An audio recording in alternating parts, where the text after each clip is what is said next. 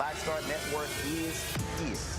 Hold no punches. I'm real revolutionary right now. Black power. Support this man, Black Media. He makes sure that our stories are told. Thank you for being the voice of Black America, Roland. Stay black. I love y'all. All momentum we have now, we have to keep this going. The video looks phenomenal. See, this difference between Black Star Network and black-owned media and something like CNN. You can't be black-owned media and be scared. It's time to be smart. Bring your eyeballs home. You dig?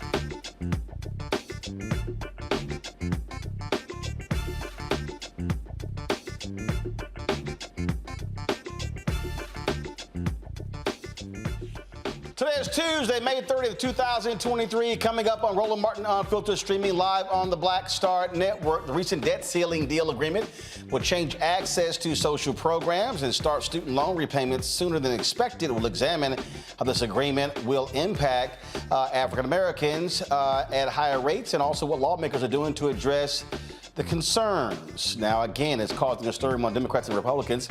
GOP members say they're not happy. Some Democrats, progressives say they're not happy as well. That's typically what happens when it's called a compromise. Over the weekend, the 11-year-old boy shot by police in Mississippi spoke out for the first time about his ordeal and how he felt after getting shot. Also, his attorneys have filed a federal lawsuit. Plus, an update on Ralph Yarl, the young African-American shot in Kansas City. He made an appearance over the weekend. A viral video of a white woman harassing two black men over a parking mistake has made the rounds on social media. Her white nationalism was showing. We'll show you that. Plus, in our Marketplace segment, we'll speak with Coco Asante, a company founded in 2008 by Ella Livingston, a Ghanaian American who made it her mission to provide chocolate of the best quality using cocoa from her home country. Folks, it is time to bring the funk. Roland Martin Unfiltered on the Black Star Network. Let's go. He's got it. Whatever the miss, he's on it. Whatever it is, he's got the scoop, the fact, the find. And when it breaks, he's right on time and it's rolling. Best believe he's knowing. Putting it down from sports to news to politics. With entertainment just for kicks, he's rolling. It's on go, roll, y'all. It's Roland Martin, yeah. Rolling with Roland now.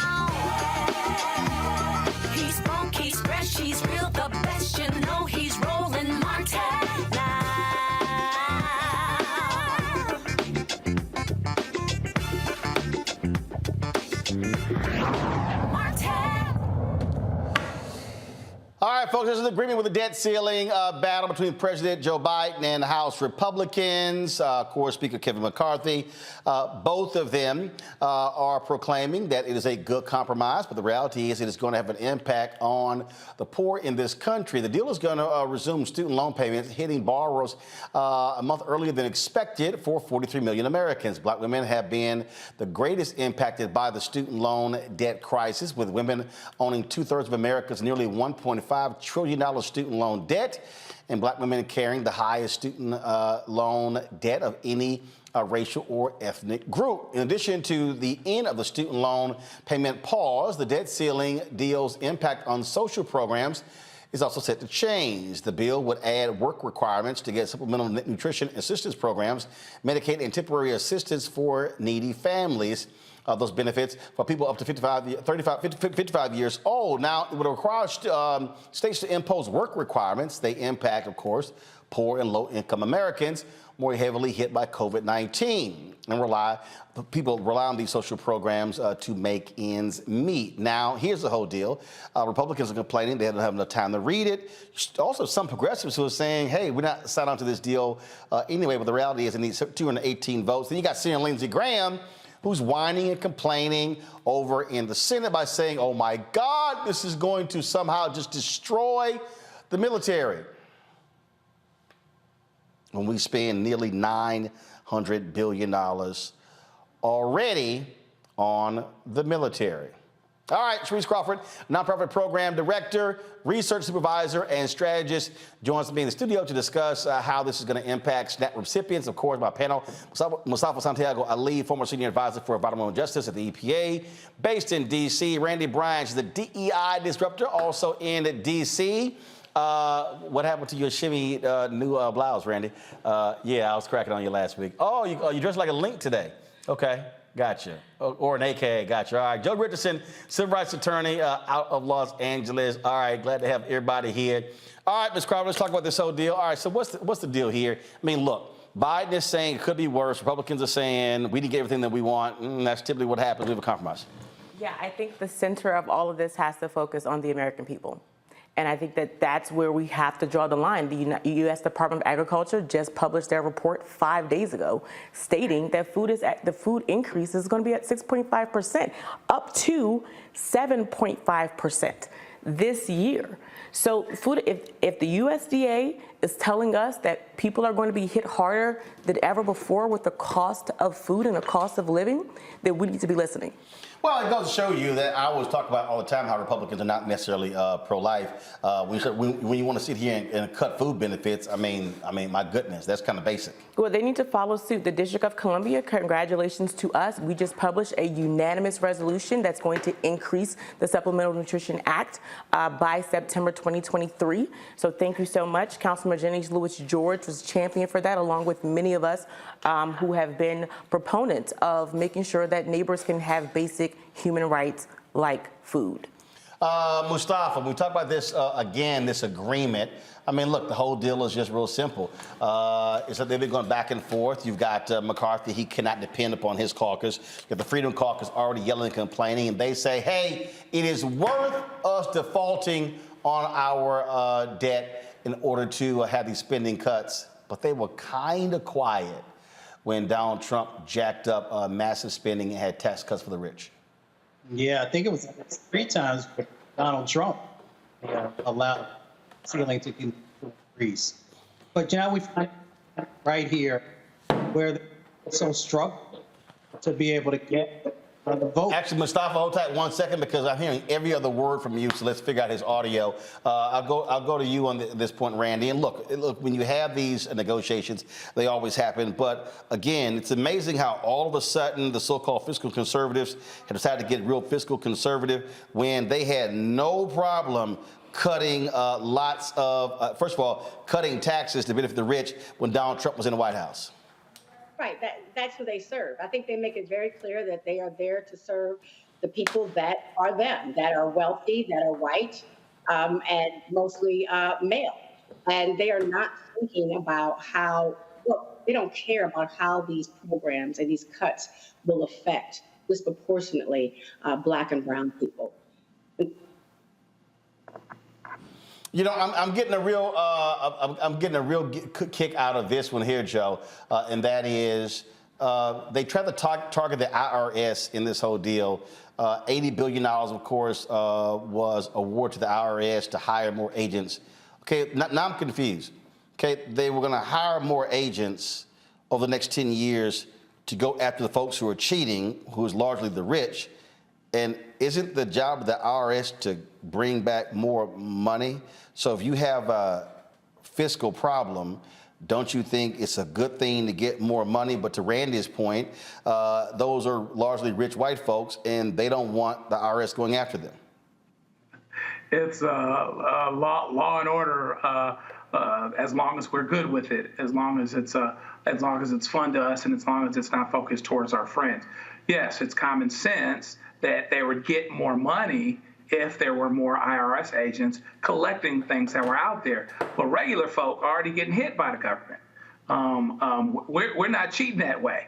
When you're talking about hundreds of thousands to millions and more, the potential to collect that would seem to be something that you'd want to do. So, but instead, of course, they want to get rid of FBI, they want to get rid of IRS, they want to get rid of everyone that has the potential to bear down on their friends. And so you've got this very little bit of discretionary money that you can touch. Most of the things that are in the budget can't be touched at all. And of course, we can talk about some other time how this is a whole nother discussion that should not be this hostage-taking situation.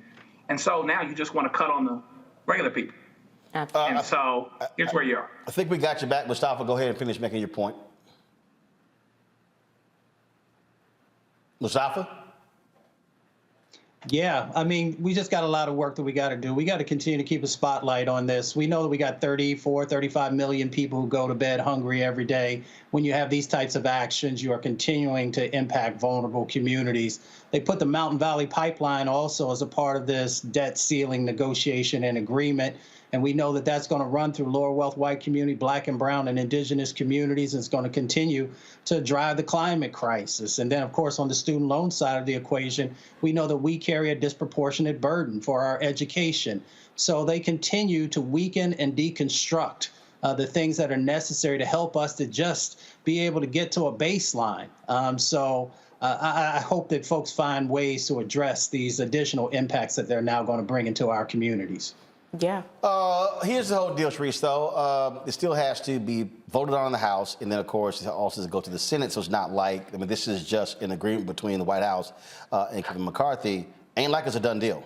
Yeah, it's not a done deal, and neither is our bill. I mean, our bill that just passed unanimously at D.C. Council still has to be approved by our mayor, and because D.C. is not a state, our bill that provides increase in Supplemental Nutrition Act still has to go through Congress. But now's the time for local government to become heroes. Now's the time, while Congress deals with the national policies, local government can step in and say, we're going to observe our fiscal responsibility. We're going to see where our dollars can be reallocated. That's what we've done here in the District of Columbia. That's what I'm proud of as a district resident. And local government around the country should follow suit while our congressional members are working out larger details.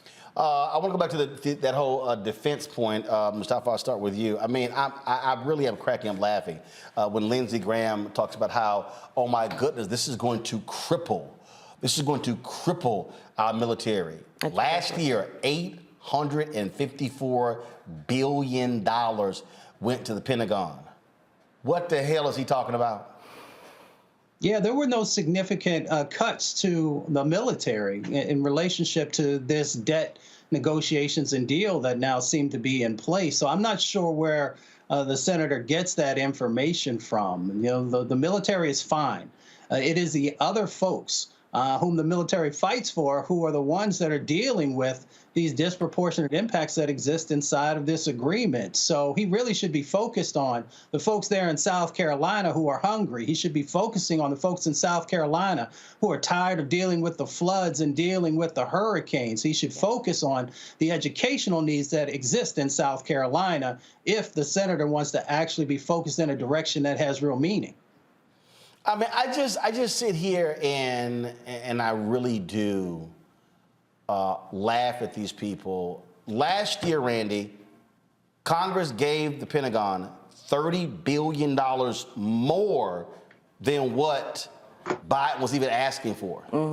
How in the hell is it going to cripple the military? Right, but there's no problem with them, as we have seen in the past, of spreading wrong information to get what they want. Yeah. The Republican Party is built now on fear. How do we scare Americans into making decisions that keep us in power? And so if you pull out there that all of a sudden the United States of America is vulnerable and we have nothing to protect us and we need to be fearful of the rest of the world, people will make bad decisions and not even think about who's going hungry at night, not think about how will people who have already been disenfranchised now have to take on these student loan debts again, that the only reason that they had to get them, and the only reason that we Black people have to get them at a higher rate is because of white supremacy, because we started out being property. I mean, they don't care about that. It goes back to everything. There's a vein of how do we make Americans scared? And if they're scared, and people believe the dogma, if they're scared, they make really poor decisions and don't think logically and will vote against themselves. Joe, I mean, my goodness, just again, $854 billion. We are approaching $900 billion. We're not far from $1 trillion being spent annually on defense in this country. The people who are jumping up and down are the military contractors. Right, for sure. And some of us have folks in our families, et cetera, that have been overseas and worked. And you know, the folks at the top have you can go back to Halliburton and Dick Cheney and everything else. I mean, the folks at the top have quite a thing going. And by the way, war and, you know, Afghanistan and the things that were going on over the years kept them in business, allowed them to expand, allowed them to continue on. And so it's interesting, whether we have a war or not, we always feel like, and therefore prioritize our militarization, our financing of militarization. And so here we are again, where the military is a sacred cow. And, you know, everybody wants to feel safe and be safe, et cetera. We all got folks in the service and whatnot. But that being said, you know, when you're passing people that are hungry and homeless to make the point, it ends up being a problem. All right, hold tight 1 second. When we come back, I want to talk about again how much money we actually spend in this country on food. Because you need to understand, you need to juxtapose what we spend on SNAP compared to what we spend on defense. You're watching Roland Martin Unfiltered on the Black Star Network.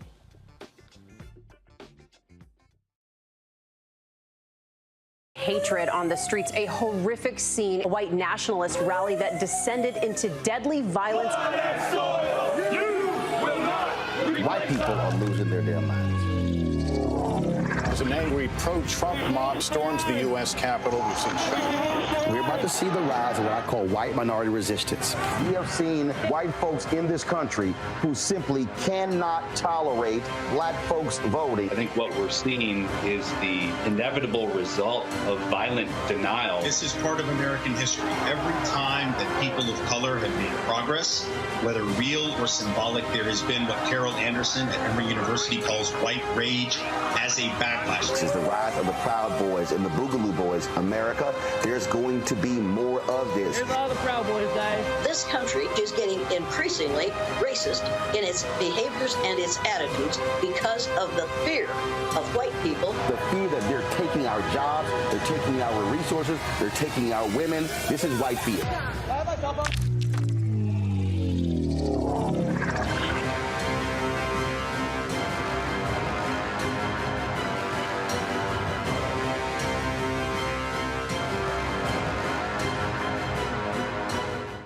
Black Star Network is here. Oh, no punch! I'm real revolutionary right now. Thank you for being the voice of Black America. All momentum we have now, we have to keep this going. The video looks phenomenal. See, there's a difference between Black Star Network and Black-owned media and something like CNN. You can't be Black-owned media and be scared. It's time to be smart. Bring your eyeballs home. You dig?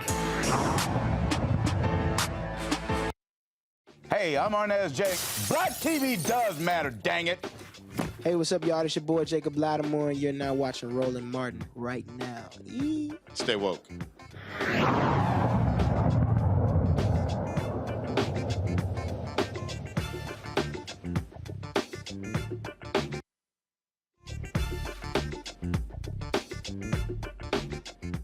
All right, folks, welcome back. Roland Martin Unfiltered on the Black Star Network. We're talking about the debt ceiling. This agreement, of course, is going to lead to a variety of cuts, things along those lines. Sharice Crawford joins us right now. We also have Mustafa, Randy, and Joe as well. Sharice, how much money do we spend annually on SNAP benefits in this country? So it's really averaging, we're talking about the average family of three would spend about $24,000 to $25,000 in excess cost. And that number fluctuates whether the U.S. family is larger or the U.S. family is less. So this is based on an average family of three being about 50% of the population. Well, the point is, we only spent, okay, so here's the deal. SNAP spending went from $63 billion to $127 billion. So let me be real clear. So we spent $854 billion last year on the Pentagon. Yeah. And they're complaining, but they want to cut SNAP benefits. We spent $127 billion. There's no comparing the two. How do you compare food safety versus national and foreign safety? You just can't. I mean, this right here, Mustafa, is the problem that I have because it speaks to priorities. And again, it's a little hard to say. First of all, how can you have, and I'm going back to remember when we put in place food standards in schools, because that was called a national security risk because we had, frankly, malnourished Americans. And so all these people are complaining about, defense being cut. Well, guess what? They also are seeing record lows number of people who are actually even going into the military. Y'all might be more concerned about who the hell's not signing up than throwing more billions at defense. Yeah, and it's a deeper conversation on the military. I handled those issues when I actually worked up on Capitol Hill there for a couple years. So we got to actually take a look at what's really going on here. The folks whom are the ones who are hungry in our country are lower wealth white communities, are black and brown communities, and people have often seen our communities as sacrificable. And we see that playing out once again in the prioritization of where the cuts are happening across our country. We have to change that dynamic because we impact education, we impact people's ability to be able to work, we impact a number of things when people can't have, clean and healthy food to actually put into their bodies. I mean, that right there, again, for me, is the problem, Randy. How people don't want to deal with that. Again, this notion that we are not spending enough on defense is crazy, when in the last year of Obama, reports showed that there was 125, I want everybody to hear what I'm about to say. In the last year of Obama, a report was released showing that the Pentagon had $125 billion in waste.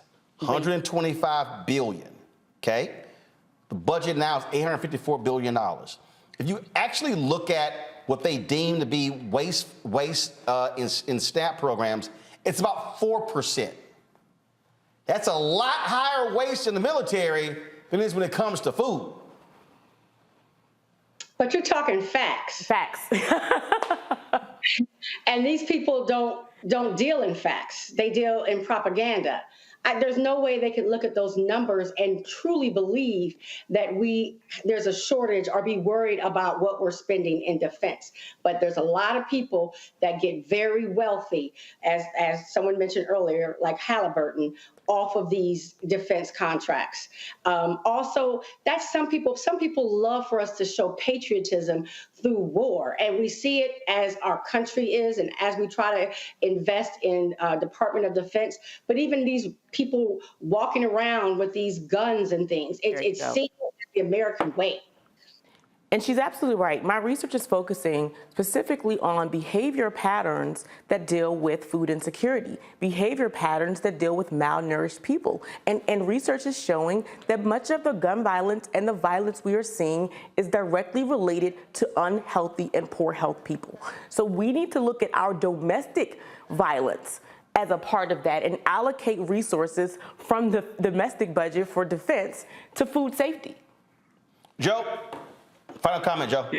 Yeah, the problem is it's not politically expedient and politically advantageous to tell the truth and say, here's where our problem is. Let's take care of each other, make sure we're eating, we'll act better, we'll do better, we'll hurt each other less, and we'll be better off for it. But that's not popular to say.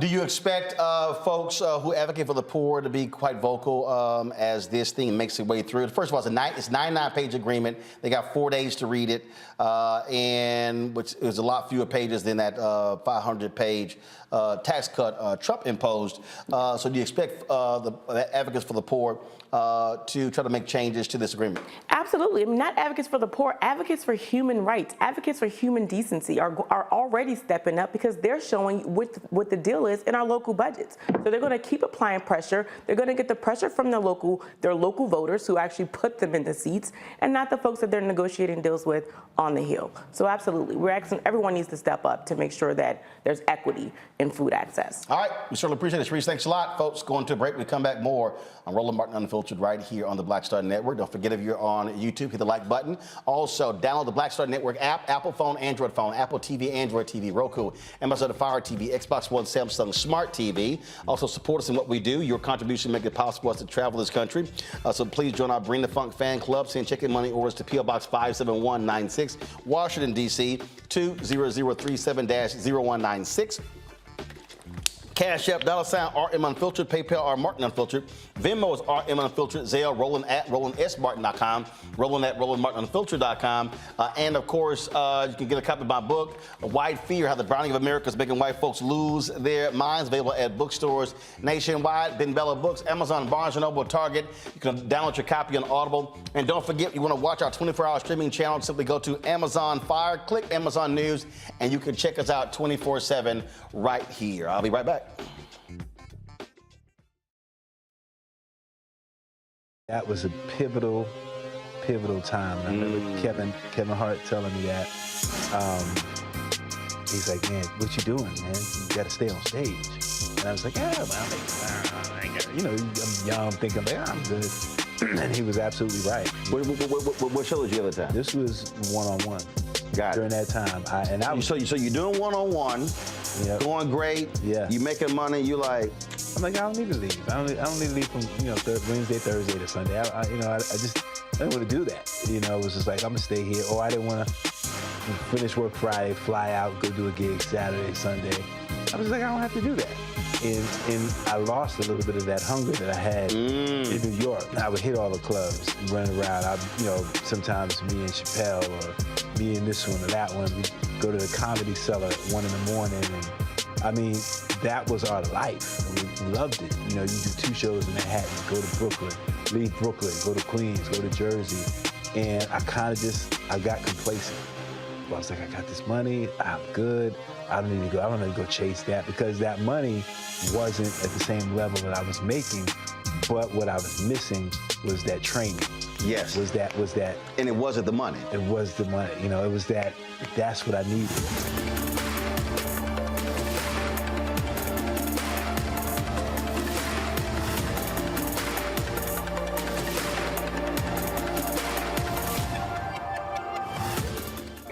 On the frequency right here on the Black Star Network, Shanita Hubbard. We're talking about the ride or die chick. We're breaking it down. The stereotype of the strong Black woman. Some of us are operating with it as if it's a badge of honor. Like you even hear Black women like aspiring to be this ride or die chick, aspiring to be this strong Black woman trope at their own expense. Next on the frequency right here on the Black Star Network. Hey everybody, it's your man Fred Hammond. Hi, my name is Brescia Webb, and you're watching Roland Martin Unfiltered. And, well, I like a nice filter usually, but we can be unfiltered.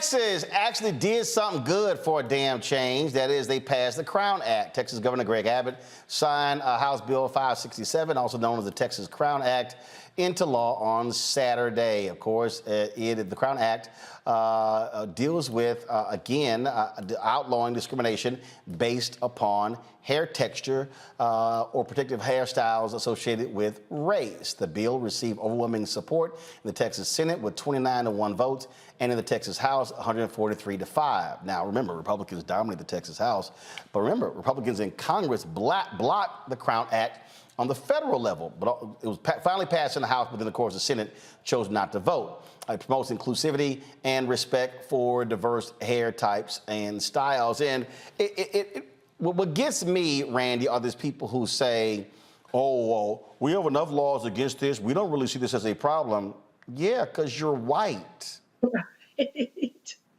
I was just looking at the video of the people who voted, and I'm like, and we expect them to represent us and advocate for us, but I am so happy that the Crown Act passed. It's a shame. I don't think people recognize that it is legal for most states to discriminate against us for the way that our hair grows out of our heads. In most states, the vast majority of states. So, but these steps are important, and I'm happy to see that, we've made at least another small step, particularly in Texas. Absolutely. And look, and the reality is, when you look at this particular, bill in this problem, I mean, look, there have been problems in Texas, Joe, where folks have not been allowed to literally graduate. We've dealt with individuals who have had these problems when it comes to being in school, and just makes no sense whatsoever. This here was the vote in the Texas House.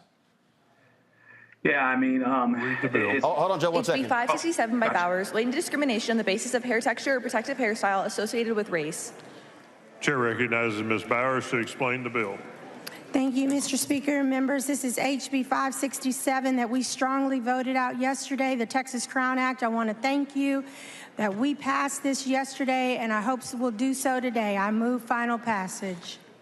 The question occurs on final passage of House Bill 567. This is a record vote. The clerk will ring the bell. Show Ms. Bowers voting aye.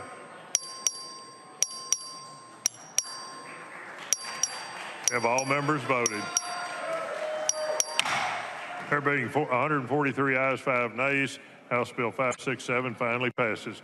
Lays out on third reading House Bill. Joe, the thing here, again, we have seen students who've been impacted because you have folks discriminating against black people because of their hair.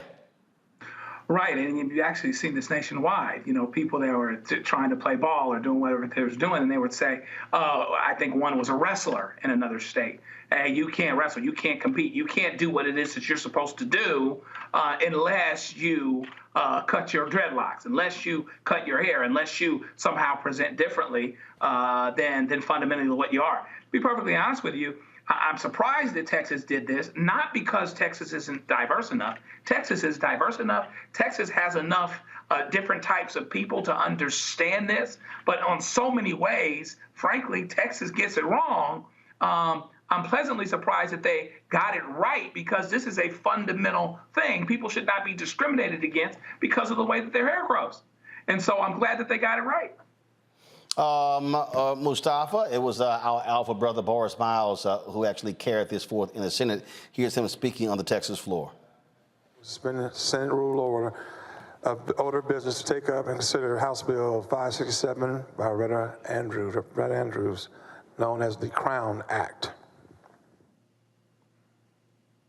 Members, House Bill 567 prohibits hair-based discrimination, which is a denial of employment, education, and housing opportunities because of hair texture or protective styles, including braids, locks, and twists. Members, I want you to know that this is a good bipartisan bill that passed out of this chamber in the 87th legislative session. It has to do with discrimination of things. Discrimination like this is new. Is nothing new, I'm sorry, with 80% of black women stating that they have had to change their hair to fit their work setting. This leads black women to use hair straightening products, which according to new studies can increase the chances of developing uterine cancer. The bill will prevent Texas from being denied employment or housing simply because they choose to wear their hair in a natural protective style. This bill will not interfere with OSHA regulations on job sites or safety or hygiene. It does not create a new protective class, and it does not harm our business community. HB 567 will prevent discrimination. Members, Mr. President, I move suspension. The chair lays out third reading, final passage. House Bill 567. Secretary, read the caption. House Bill 567 relating to discrimination on the basis of hair texture or protective hairstyle associated with race. You are recognized on final. Mr. President and members, I move final passage of House Bill. Again, Mustafa, this is something that we specifically impact. It first passed in California. They try to get it on the federal level, so the folks who support this, they've been going state by state by state, but there really should be a federal bill. Oh, without a doubt. I mean, this is common sense legislation. So it's good to see, first, our brother pushing this, but secondly, that the Texas legislature finally has moved forward in a positive direction on something that impacts our communities, and let's also be clear, other communities as well. So hopefully the feds will finally get it right and do this also, because as has been shared, this discrimination has been happening for a long time. I've worn my hair in the style that folks see for decades now, so I know some of the conversations and some of the impacts that can happen in that space. But it really is a message for young people that they can truly be who they are. And we can finally start to also make sure we're addressing some of these black maternal health issues that are also connected to hairstyles and straightening and other things that our dear brother just shared. So it's the right act at this time, and hopefully it'll happen on the federal level. All right, folks, I got to go to a break. We come back. Some breaking news. Remember that New Jersey councilwoman, the sister who was gunned down outside of her home? Well, authorities announced an arrest about an hour ago. We'll tell you exactly what happened in that particular case. You're watching Roland Martin Unfiltered right here on the Black Star Network. When you talk about blackness and what happens in black culture, we're about covering these things that matter to us, speaking to our issues and concerns. This is a genuine people-powered movement. There's a lot of stuff that we're not getting. You get it, and you spread the word. We wish to plead our own cause. Too long have others spoken for us. We cannot tell our own story if we can't pay for it. This is about covering us. Invest in black-owned media. Your dollars matter. We don't have to keep asking them to cover our stuff. So please support us in what we do, folks. We want to hit 2,000 people, $50 this month, raise $100,000. We're behind 100,000, so we want to hit that. Y'all money makes this possible. Checks and money orders go to P.O. Box 57196, Washington, D.C. 20037-0196. The Cash App is $RM Unfiltered. PayPal is R Martin Unfiltered. Venmo is RM Unfiltered. Zelle is Roland at RolandSMartin.com. On a next, A Balanced Life with me, Dr. Jackie, the necessity of believing in things you can't see. It's called faith. It comes in all shapes and sizes, and it's powerful. And it's a big part of being able to live a balanced life. The valley I experienced being a cancer survivor was one where my footing was completely unstable. I had no idea what to do. And in that instance of not knowing what to do, I had to rely on faith. That's all next on A Balanced Life, only on Black Star Network. Hi, I'm Vivian Green. Hi, this is Essence Atkins. Hey everybody, this is your man Fred Hammond, and you're watching Roland Martin, my man, Unfiltered.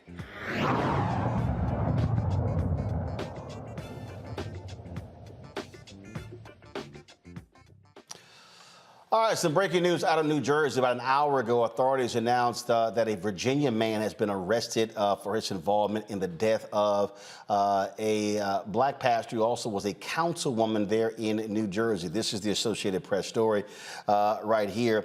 Of course, Eunice Duamfor was shot and killed in her SUV outside of her home in February. Rashid Ali Bynum, who's 28 years old, of Portsmouth, Virginia, he was actually arrested in the death of the 30-year-old woman. Authorities traced his travels from his cell phone and vehicle location. Apparently, they knew each other from the particular church there. His phone number was actually in her phone as well. They were part of this Prosperity Gospel Church Champions Rural Assembly, as well as the related church, the Fire Congress Fellowship, which has a branch in Virginia. No word on exactly why this actually took place. But again, they don't know, as you say here, beyond that, he did not know the nature of their relationship, and the prosecutor declined to discuss a possible motive. And so it is an arrest in that particular case. You might remember she was a Republican councilwoman there in New Jersey. And again, people were shocked and stunned at her death when she was actually gunned down. Her 11-year-old daughter heard the gunshots as she was pulling up to the home. And again, this 28-year-old man out of Virginia, he has been arrested in connection with her death. Certainly a sad story there. Folks, let's talk about Mississippi, where we had the attorney on the other day, the 11-year-old young kid who was shot by a cop in Mississippi. Well, today, Carlos Moore actually went to federal court and filed a lawsuit on behalf of the family in that particular case. And the 11-year-old gave an exclusive interview to ABC News. And then when Greg shot me, I did this to my chest. It feel like a taser, like a big punch to the chest. That's what it feel like getting shot. And do you remember where your mom was at that time? Did you collapse? Did you fall down? Mm-hmm. She was outside. And then I ran to my mom. And then so I was bleeding from my mouth.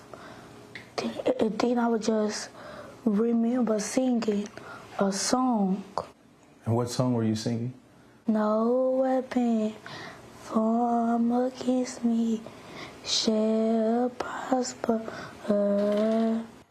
Absolute miracle that he is alive. Again, this is what Carlos Moore posted on social media. Headed to file a federal lawsuit today against the city of Indianola Chief Ronald Sampson and Officer Greg Capers for shooting my 11-year-old unarmed client named Adarian Murray on May 20th. Justice is within reach. It is absolutely, stunning, Joe, that young kid is able to talk about that shooting, where, again, he called the cops because of a domestic disturbance. Joe, hold on, I think you're on mute. Guys, turn his mic up. Let's go. Go ahead, Joe. Can you hear me? Yes, now we got Yeah, once again, you're dealing with the adultification of a young black boy. Is what he is. He's 11 years old. He's young, and he comes out compliant. He's the one that called the police, and he finds himself shot. It's absolutely incredible, but he is a miracle. This is why you see miracles. You know, the gifts and the callings of God are without repentance. And so he'll have nothing to repent about, because I think that he'll live a long life and he'll do some wonderful things. But meanwhile, back at the ranch, I'm glad the lawyer is suing them now, suing them hard, suing them well, and suing everybody up and down the line, because there's no reason that this young brother should have gotten shot in this particular instance by the police that he called to help him be safe. This is what I keep saying to folks that we have to deal with, Mustafa, and unfortunately, look, we got to be as aggressive in going after these police departments and going after these officers personally than anyone else to get change. Yeah, well, my grandmother says when you know better, do better. Many of these police departments, some of these police officers continue to not do the right thing, so they have to be held accountable just like each and every one of us would be. And, you know, you continue to break trust. And when you break trust, that means people are not going to pick up the phone when they actually need you. People are not going to, rely on you to keep them safe. And we continue this spiral. We just got to change this dynamic. I'm so glad that that young man was able to survive because the impacts, the mental impacts of being shot are going to follow him throughout his life. So I hope that folks will make sure that the resources and the tools that he's going to need and the therapy he's going to need continue to be in place. Randy? Who do our children have to call? I mean, you think about, you raise your children and say, if there's an issue, you can call 911, or if you see a police officer, ask for help. But he did that. The 11-year-old child did that and was shot for no reason. And guess what? The police officer who shot him is on paid leave. He is on paid leave. So it's infuriating. It's infuriating. It is. Now, speaking of infuriating, have y'all seen this video? It was a black woman on an airplane, and she was sitting next to this guy, and he decided to, let's just say, tweet a few things. Text a few things. And what he didn't realize was that she could see what he was typing. Now, what then happens is, about 4 hours go by, and she was like, you know what? I really need to say something to this fool. And she did. And of course, what she had to say went viral when she decided to jam homeboy up. Let me see. I want to pull up this video because, man, talk about it got real uncomfortable on the. It got real uncomfortable on the plane. But see, here's the thing for me whenever I see this. Okay, so she busts the guy, and then you hear him saying, "Ooh, I'm sorry," and she wanted to let him know that I see what you're doing here. I see what's going on, and again, she confronted him and.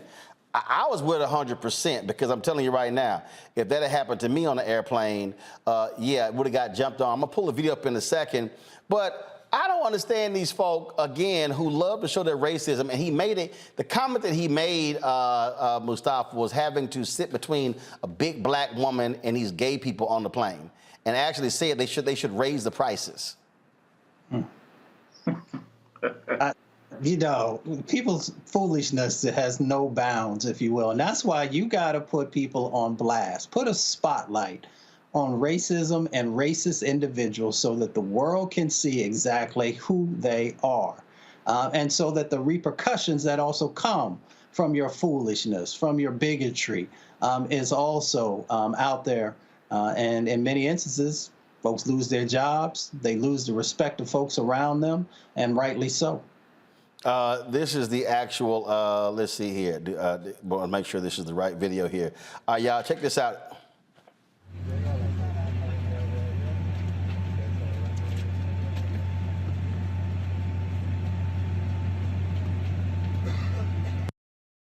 So you can see what he had to say. You know what? I wasn't going to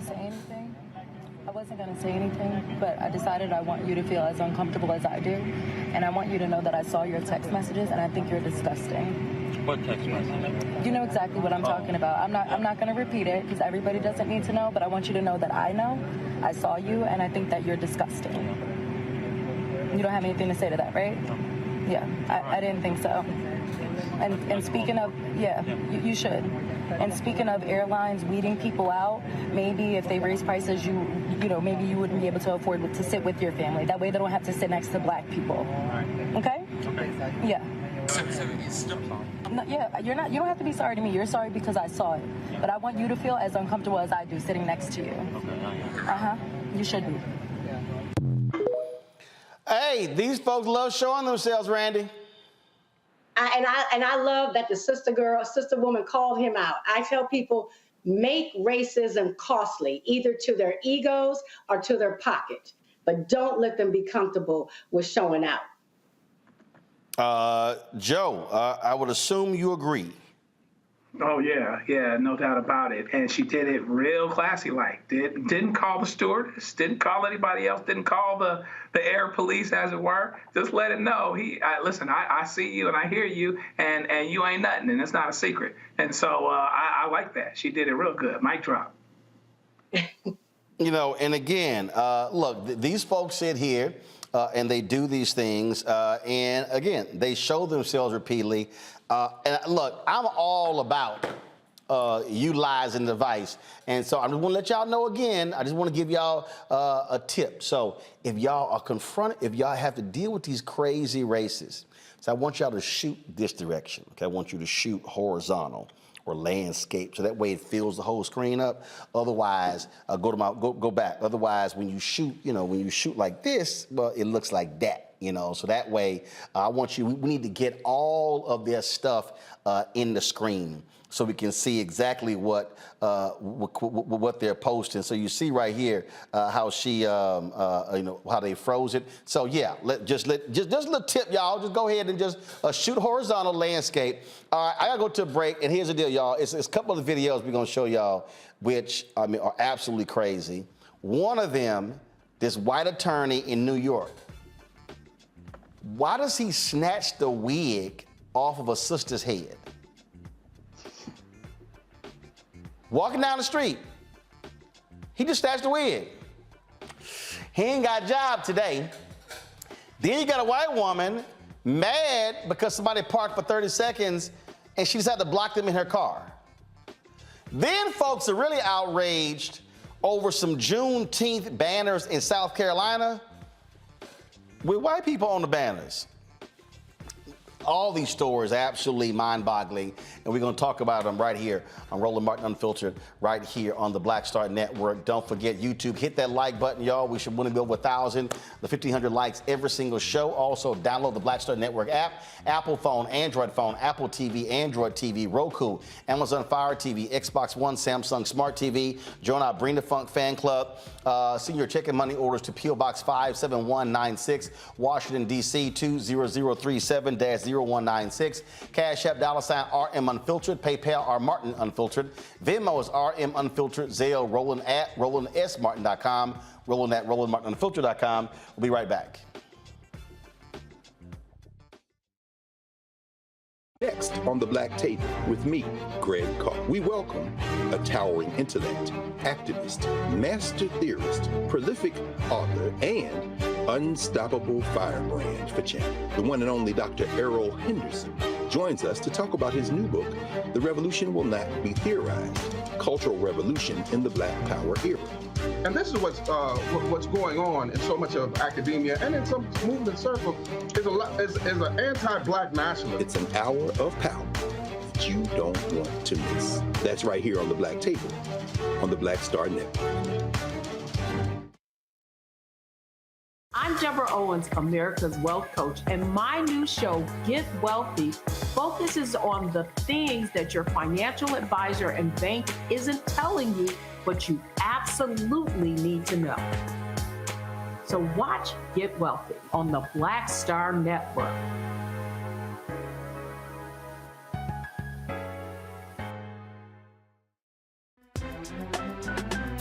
I'm Faraji Muhammad, live from LA. And this is The Culture. The Culture is a two-way conversation. You and me. We talk about the stories, politics, the good, the bad, and the downright ugly. So join our community every day at 3 p.m. Eastern and let your voice be heard. Hey, we're all in this together. So let's talk about it and see what kind of trouble we can get into. It's The Culture. Weekdays at 3, only on the Black Star Network.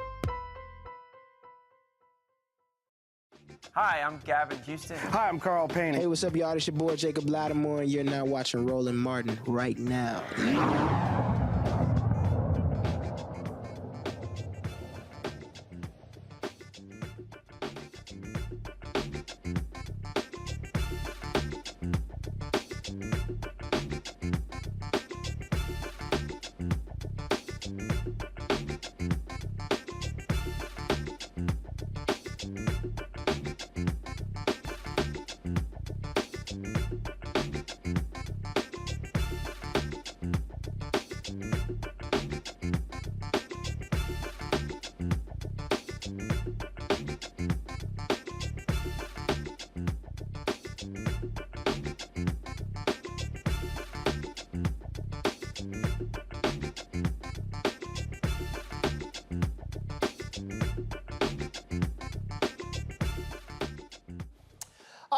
keep telling y'all, there are some absolutely crazy and demented people in this country who just do stupid stuff, but you have to let stupid people do stupid stuff so when they lose their job, black people can apply for the job. So there's this singer in Brooklyn named Lizzie Ashley.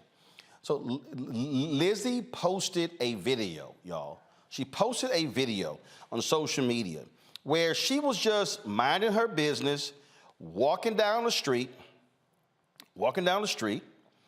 and you know, just minding her business, when this fool decides to literally snatch her wig off.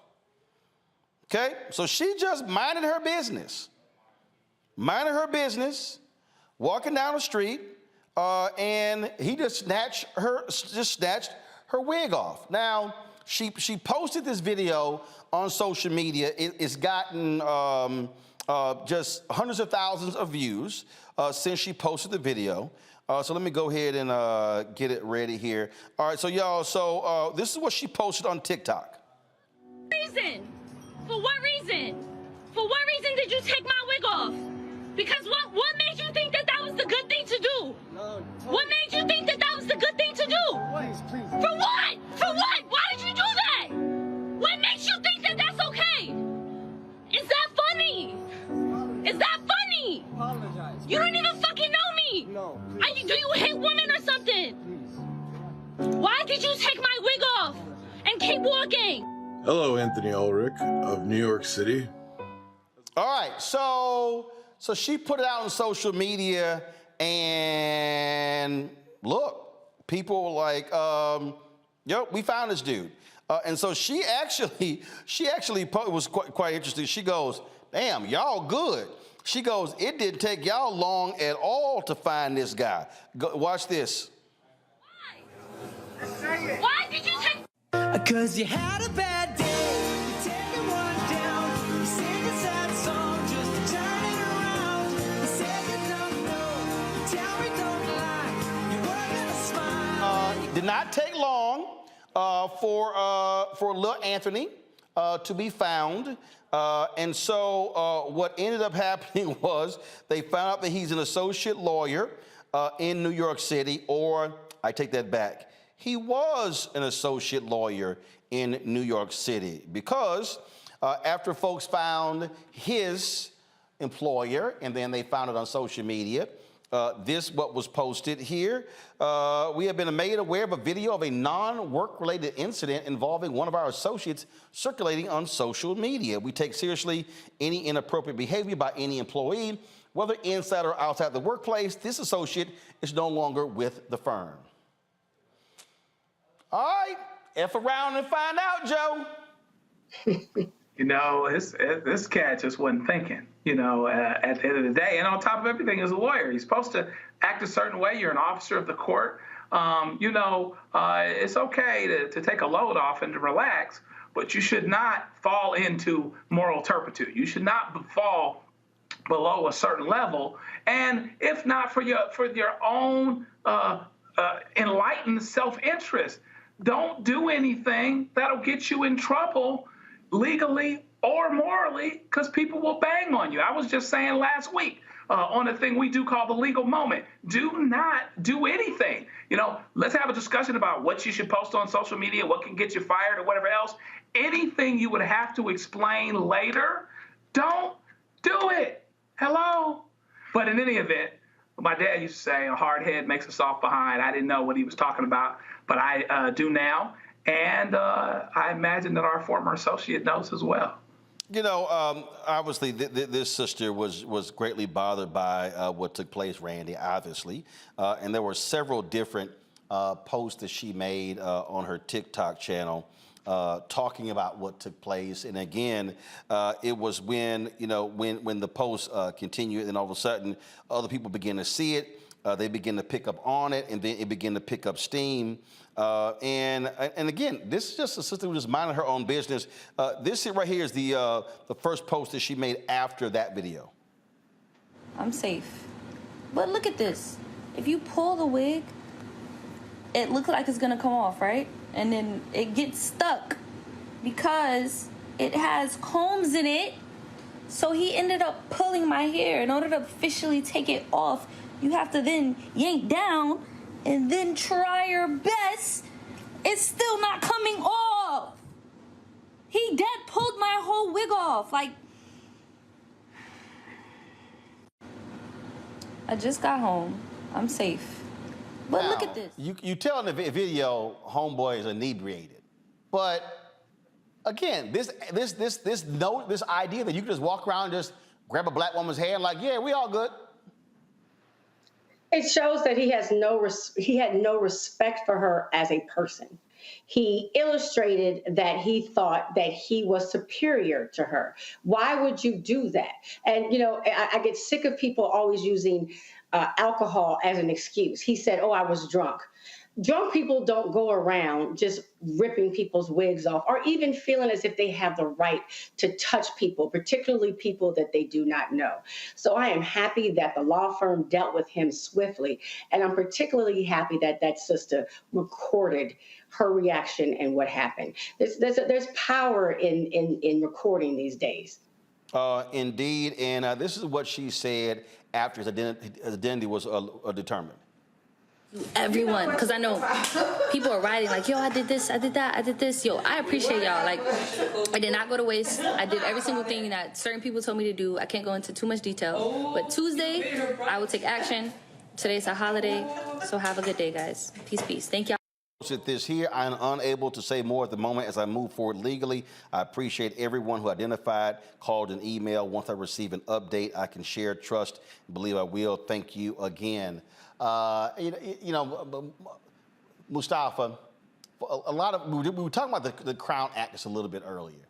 And what folk don't get is you got these folks out here who just believe they can just walk up to black women and touch their hair.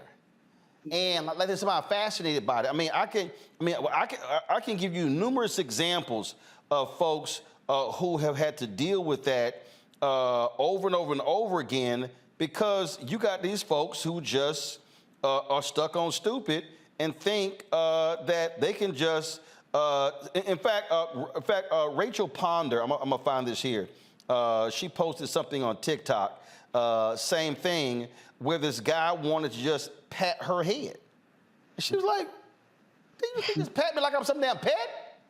Well, you know, there's a long history in our country of white folks being fascinated with black people's hair and having all this mythology around our hair, wanting to rub our scalps for luck, and a number of other things. And that goes back to that whole privilege thing of thinking that you have the right to be able to do whatever comes into your mind in relationship to African-American people.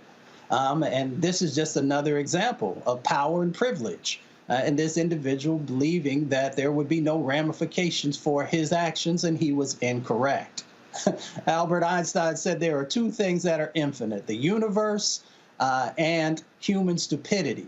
And he said, I'm not too sure about the universe. And this individual just showed that human stupidity is rampant, unfortunately, for some folks. All right, folks. So I was telling about Rachel Ponder, a young woman I know in Atlanta. She posted this on her TikTok page.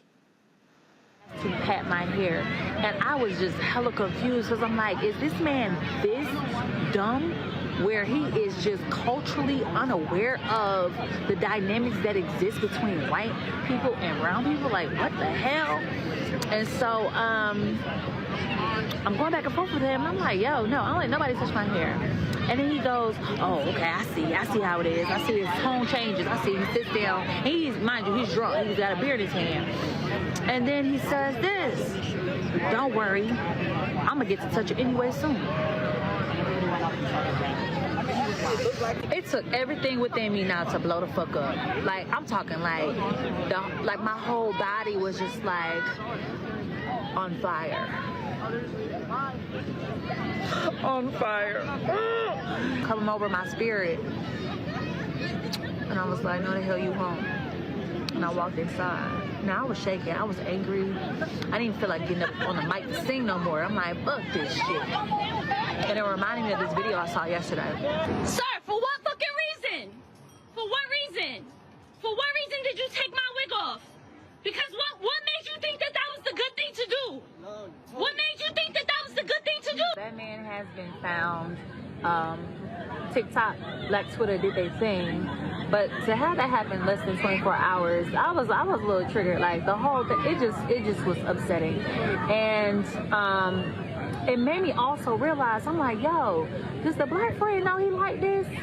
Or the black friends, because one of them had left, but do they know he's like this? And I feel like one of them does, the best friend. I feel like he does, because you too comfortable. You're way too comfortable. And it reminded me of the Fresh Prince episode where Carlton is in a locker room and his best friend is saying the N-word all willy-nilly, and Will walks in and basically has to check the fuck out of them. So it's like this. I don't care what y'all do in private, but make sure when you get in public, you check yourself. Have some decorum. Because, baby, you'll get yourself hurt. Yes, y'all. So he asked to pat my hair. They gonna roll up on a wrong black woman who was somebody, and you just want to reach out and touch their braids or their hair, and it's gonna get real fast. Joe? Oh, sorry. Yeah, it is going to get real fast. He's really lucky that somebody didn't jump on him. And by the way, from a legal standpoint, that's assault and battery. It's a harmful and offensive touching. And there is a route that way as well. I don't know if prosecutors are looking. I don't know if she's looking at our lawsuit options. It sounds like maybe that she is. But yeah, it's legally wrong, and it's also morally wrong. And some people out here in these streets will tax you on that. It would be a problem if I saw somebody do that to my daughter or my wife, for sure. We would be looking to put, we don't know how it come out, but we'd be looking to put something on them that soap didn't wash off. I'll tell you that for sure. And again, Randy, there are people who, like, I got some fool in the YouTube chat saying, Roland, don't encourage them. I'm not encouraging them. You walk up to somebody and you put your hands on them and you have no permission, they can stand their ground. They don't know what you're going to do. You might end up being beaten up or shot. I'm being real. Absolutely. The stand your ground people need to know that goes both ways, right? And if people don't want you to touch them, they don't want you to touch them. So you get what you get. I may not start the fight, but if you invite me to it, I don't like anybody touching me. And you said earlier, there's this fascination with black hair. I'm like, there's this fascination with black people, period. And people feel as if they have rights to access us in any way they want. And what people don't seem to understand here, Mustafa, when you talk about that history, there's a history of black people literally being museum pieces, ogling at African Americans in a lot of these traveling circuses. So this is not just, oh, y'all just overblowing this. No, this is what black people have had to deal with for centuries. This is another form of dehumanization of our people, and that's why you have to take it serious, because it starts with the touching of hair, and then being able to put your hand on somebody's shoulder, and then be able to put your hand in some other location, because folks, unfortunately, don't see us always as humans. So that's why you got to check it in the beginning and don't let it escalate. No. Our parents teach us very simply, when we go onto the playground, keep your hands to yourself. And don't forget what Terry Crews dealt with when he was at that party in L.A. when this white agent grabbed his crotch in the middle of the party. That agent was later fired, but Terry said he did not whoop his ass because he feared being the angry black man. I would have whooped his ass, but I'm just saying. But again, folks just got to understand this is what we have to deal with as African Americans. All right, going to a break. We come back. My goodness, y'all. Okay, I'm a native Texan, and so now that Juneteenth is a federal holiday, I think we're going to have to explain to some people how we are supposed to act and behave about Juneteenth. especially some clueless ass people in South Carolina. Wait until we break this story down for y'all. That's next, Roland Martin Unfiltered, right here on the Black Star Network.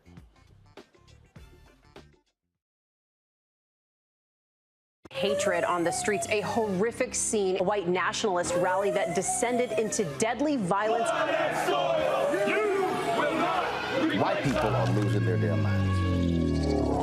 As an angry pro-Trump mob storms the U.S. Capitol, we've seen shooting. We're about to see the rise of what I call white minority resistance.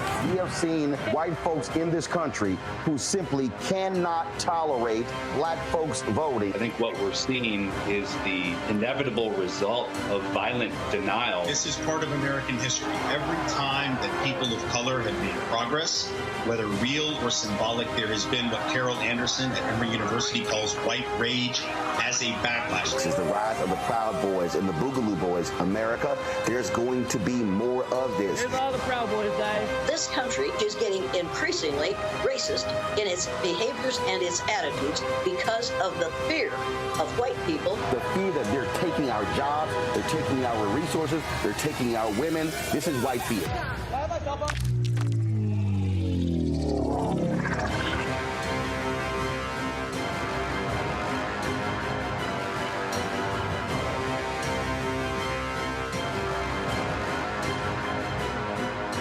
Black Star Network is here.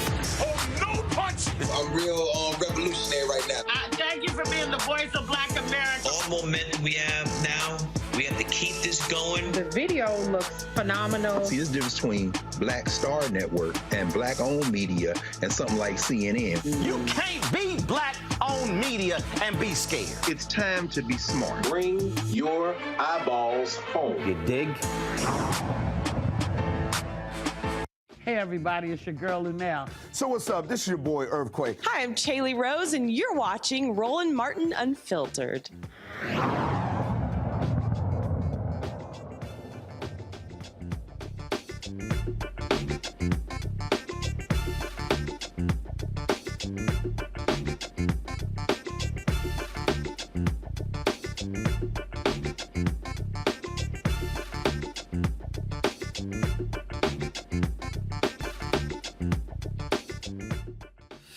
All right, folks, so let me just do some explaining here. So Juneteenth was a celebration that started in Texas to mark freedom or the end of slavery in that particular state. Now, it really wasn't the end of slavery until the 13th Amendment was passed later that year, in December, by Congress, the amendment. But, so, it became a state holiday in Texas in 1980. Now, I'm born and raised in Texas, so we've celebrated Juneteenth my entire life, okay? It's about freedom. Freedom, okay? For black people, okay? It is the only annual holiday or event that actually even acknowledges the reality of slavery in the United States. All right, that's what it is. So things got a little interesting in South Carolina. When in Greenville, this brother decides to have this event, okay? So they erected some banners in South Carolina. Now, we're talking about South Carolina, y'all. That was the first state to secede from the Union because they wanted to keep slavery. So out of anybody, they really wanted to keep slavery. So here are the banners that went up in this city right here. So you see these banners. You got a couple smiling white folks, Juneteenth, and it says an upstate, drop the lower third, please. An upstate celebration of freedom, unity, and love. And so you see now, go back to the other one, because I want you to see the website, because the website is, go back to the other, is Juneteenth, JuneteenthGVL.org, JuneteenthGVL.org. And so obviously that is for Greenville. Well, let's just say that, you know, when those banners got posted. A lot of folks are like, what the hell is this? What the hell is this? Now, so these were the banners, okay? So the organizer apologized for featuring whites and Latinos.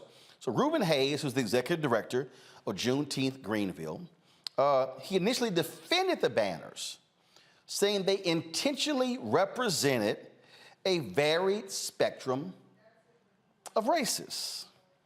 Now, here's what he said in the Greenville News initially. Juneteenth is about celebrating freedom, celebrating culture through music, food, art. Freedom is worth celebrating. I think we can all agree about that. I've celebrated the, now listen. He said, I've celebrated the 4th of July all my life. It's the most important, it's the most American thing you can do, right?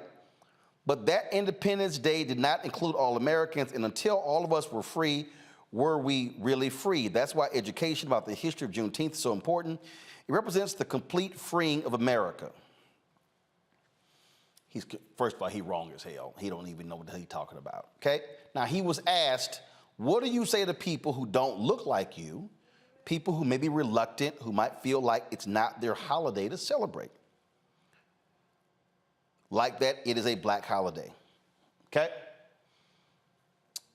So he then goes on to say, like that it is a black holiday celebrated because it was a black thing that happened.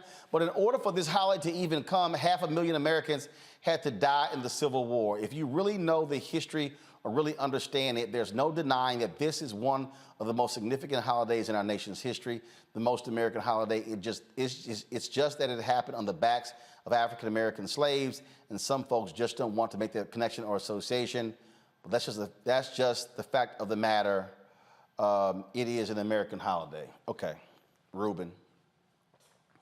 Lord have mercy. Lord have mercy. Poor Reuben. Well, Reuben got a lot of heat, and a lot of folk had to sit here and jack him up. So he later apologized. After that, those initial comments didn't go over well. So here's his apology. This is from Lil Reuben. We would like to offer an apology to the community for the presence of non-black faces being represented on 2 flags representing Juneteenth. We acknowledge this mistake having been made and will correct the error quickly. This error was an attempt at uniting all of Greenville and thereby a slight oversight on one individual's part that prevented us from fully embracing the rich potential and celebrating the depth of the black culture through the message and meaning of Juneteenth. He did not capitalize black. And for that, we apologize to you, the entire community. The flags in question will be removed as soon as possible. Now, go to my iPad. This is the website. So clearly they went ahead and made some changes to the website. And then, so you see all of these different events they got down here and all the stuff they're doing. And this is what, blah, blah, blah, blah. This is the whole thing. This is their event schedule. So you see they got Truth and Revelation of Freedom, Freedom Ride, Job Fair, Black Economic Mobility, Royal Gala, Wellness Event, Mega Fest, all that sort of stuff. All different things that you can do in Greenville for Juneteenth. At the bottom it says, honor the proud legacy of Black Americans. Now, let's be clear, Mustafa, and people who understand history. There were white folks, there were abolitionists, there were people who fought slavery, there were people who absolutely believed in freedom for the people who were enslaved of African descent. But what people need to understand is that now that Juneteenth is a national holiday, I really need a lot of black folks in other parts of the country to maybe come holler at us in Texas to learn how Juneteenth is to be celebrated, so they don't screw up this nonsense again. Yeah, that would probably be to everyone's benefit. You got to be careful also the commercialization that begins to happen to holidays. And when that begins to happen, people then want to make sure that that everyone can feel like they played a significant role in whatever that particular holiday may have been. And even though, as you said, there were abolitionists and other white brothers and sisters who helped, the formerly enslaved folks to find freedom, representation matters, and the representation should actually be our faces, our successes, our challenges, as the narrative that's going on, and not. We got to be really careful with the whitewashing that often happens in these situations. See, this happened last year, Randy. You're the DEI disruptor. So this happened in Arkansas, where there was a Juneteenth soul food festival and market. And it featured the hosts, Rex Nelson, Heather Baker, and David Bazell. And this was in Little Rock, too. So I'm just saying, Randy, again, as a native Texan, as somebody who has celebrated numerous Juneteenths in my 54 years, Arkansas, that's not quite how you might want to celebrate Juneteenth. I can't help but to laugh because it's just so ridiculous. And this happens every year. We know we're going to see some product that you roll out for Juneteenth that's going to be just an embarrassment. But the sad part is, or the interesting part is how the default is to center white people. White people don't want to be left out of anything. And so that you would advertise about Juneteenth using a white couple, like that there's no correlation whatsoever. So it just shows our propensity for white to lean toward white-centeredness.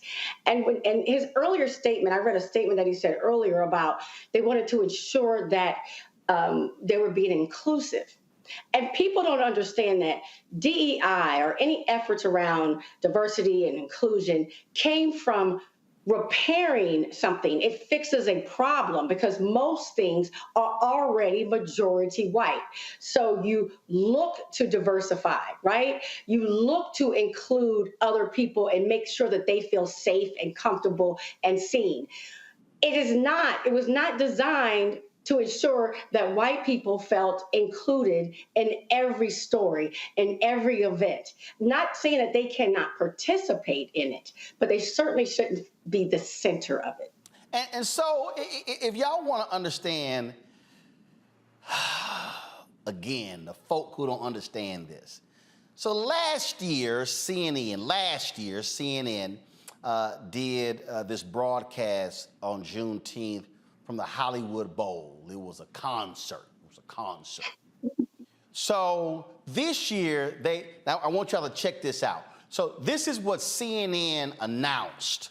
Live Nation Urban, live from the Greek Theater, Juneteenth, a global celebration for freedom. And so they're gonna simulcast this on OWNs, being produced by Live Nation Urban and Jesse Collins Entertainment. And you see right here from the Greek Theater in Los Angeles, the concert with acclaimed music icons, including Miguel, DeVito, Jodeci, and more to air worldwide. And they got SWV, Coy Leray, it's gonna be Questlove, now, so allow me to unpack this, okay? Okay? So here's what I need people to understand about Juneteenth. So this is the education for black people. Our celebrations in Juneteenth were not solely parties. They were not solely concerts. It was a continual quest for freedom.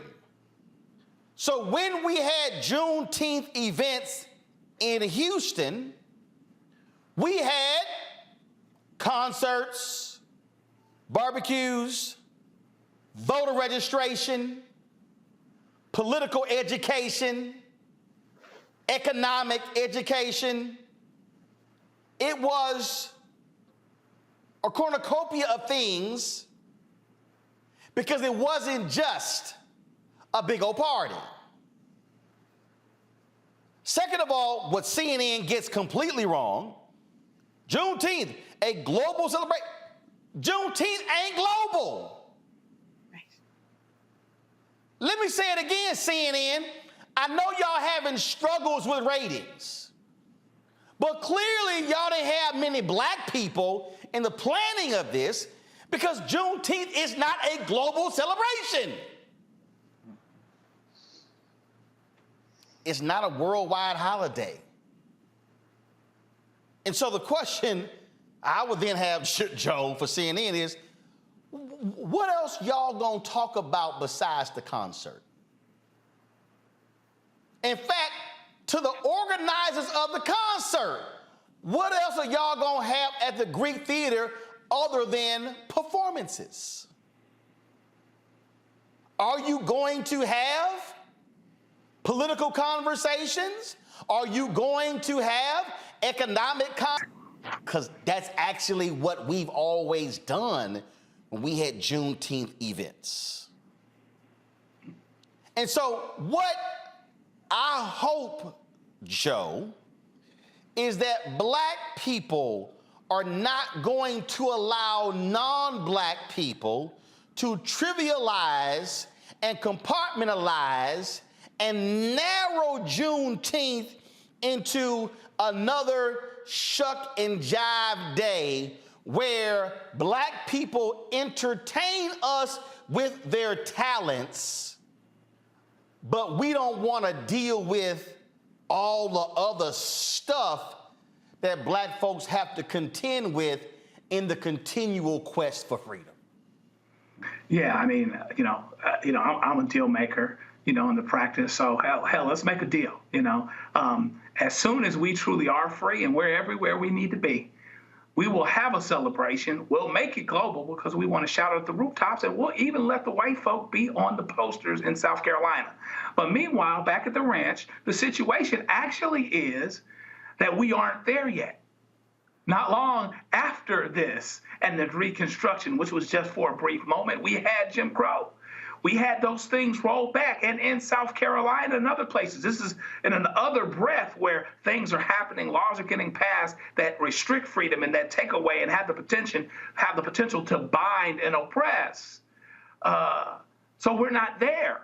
And so, yes, we do need to make sure that we keep our hands to the plow here, for lack of a better term, and continue to move us along, because there is so much work to do, and we cannot allow a holiday to be commercialized, whitewashed, made more attractive, made into a money-making opportunity without not only understanding what Juneteenth was actually about, but the fact that we aren't where we need to be yet. So what are we truly celebrating?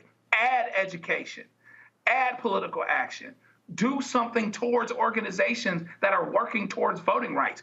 Do something that actually moves us forward. So maybe the few people that had this idea that Juneteenth was going to take us to a place and emancipation was going to take us to the place can still continue along that continuum. See, the thing that I want us to see, it's called being real intentional. And I'm not just focusing solely on the CNN thing, and I appreciate this. You're having this Juneteenth concert at the Greek Theater, but here's my question. Is the Greek Theater black-owned? Now, I'm aware, Mustafa, that Jesse Collins Entertainment, Jesse is African-American, owns it, producers, and they just brought them on to do the Emmys, they do the BET Awards, all of that. But see, again, I know my roots. In fact, I'm just going to use us as an example. And so this is the first time I'm revealing this because we just solidified it last week. So on June 17th, the Black Star Network is going to have an event in Houston for Juneteenth on June 17th. And we're going to also on that day make a much larger announcement about something that is going to be on an annual basis. We'll get into that later. But when I was looking for venues, I specifically said, I want a black-owned venue. So we're going to be at the Power Center, which is owned by Windsor Village United Methodist Church. That's where it was built. They built it. And we already have signed up black caterer. We're looking at others. And so, again, I understand if I'm going to have a Juneteenth event, I want to make sure black folks are the ones getting paid. And so what I want our folks to learn to do is to be far more intentional as to how we approach these things. So everybody in Houston, and I'm setting the time, it's probably going to be 12 to 4 on June 17th. But we're literally putting all these pieces together, and we're going to have an economic empowerment conversation. That's how we're actually starting this, because I do not want in the second year that Juneteenth becomes a federal holiday, I do not want us having party conversations and we ain't having no money conversation.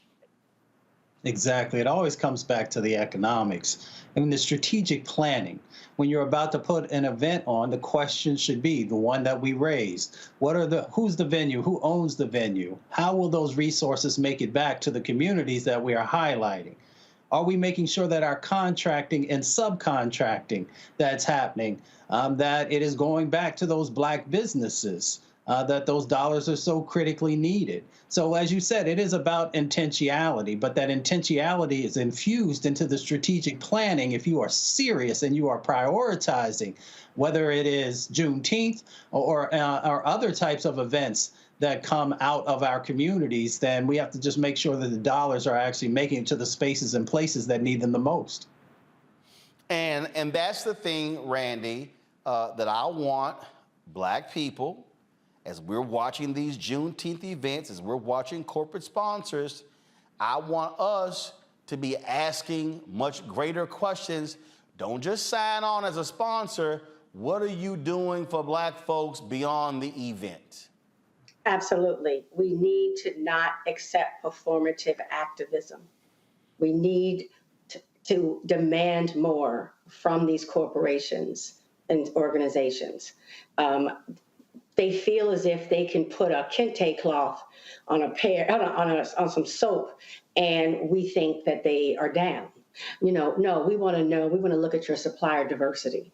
We want to look at what you are doing within black communities. What does your board look like? How many advertising dollars are you sending to people like Roland Martin? So how are they really doing things to be equitable? Right? If they're talking about it, they need to be about it, and we need not to be bought so easily, because they will get away with what we allow them to. Well, and don't forget, last year Walmart learned that lesson real quickly when they had their Juneteenth ice cream. Y'all remember that? Walmart had the Juneteenth ice cream, and folk were not happy at all about that Juneteenth ice cream. And see, again, if Walmart had actually called some black people like me, I would have told them, see, had y'all actually partnered with a black-owned ice cream company. See, some of y'all gonna pick up on that real. If you had partnered with a black-owned ice cream company and then said, we're gonna place your Juneteenth ice cream packaging in all of our stores nationwide, then y'all wouldn't have got the blowback. But the reality is you got the blowback because you were making the money off of Juneteenth, and that's why they apologized. And so I just want to let everybody know, so when y'all start going to these Juneteenth events, be on the lookout for how the events are being put on, and I want you to be asking the critical questions. Are black people getting paid from this? No, not are black people planning. No, not are black people working, but who's making the lion's share of the money of the event? That's what I want y'all to be asking. We'll be right back on Roland Martin Unfiltered on the Black Star Network. When you talk about blackness and what happens in black culture, we're about covering these things that matter to us, speaking to our issues and concerns. This is a genuine people-powered movement. There's a lot of stuff that we're not getting. You get it, and you spread the word. We wish to plead our own cause. Too long have others spoken for us. We cannot tell our own story if we can't pay for it. This is about covering us. Invest in black-owned media. Your dollars matter. We don't have to keep asking them to cover our stuff. So please support us in what we do, folks. We want to hit 2,000 people, $50 this month, raise $100,000. We're behind $100,000, so we want to hit that. Y'all money makes this possible. Checks and money orders go to P.O. Box 57196, Washington, D.C. 20037-0196. The Cash App is $RM Unfiltered. PayPal is R Martin Unfiltered. Venmo is RM Unfiltered. Zelle is Roland at RolandSMartin.com. Coming up next on The Frequency, right here on the Black Star Network, Shanita Hubbard. We're talking about the ride or die chick. We're breaking it down. The stereotype of the strong black woman. Some of us are operating with it as if it's a badge of honor. Like you even hear black women like aspiring to be this ride or die chick, aspiring to be this strong black woman trope at their own expense. Next on The Frequency, right here on the Black Star Network. Black TV does matter, dang it. Hey, what's up, y'all? It's your boy Jacob Lattimore, and you're now watching Roland Martin right now. Yee.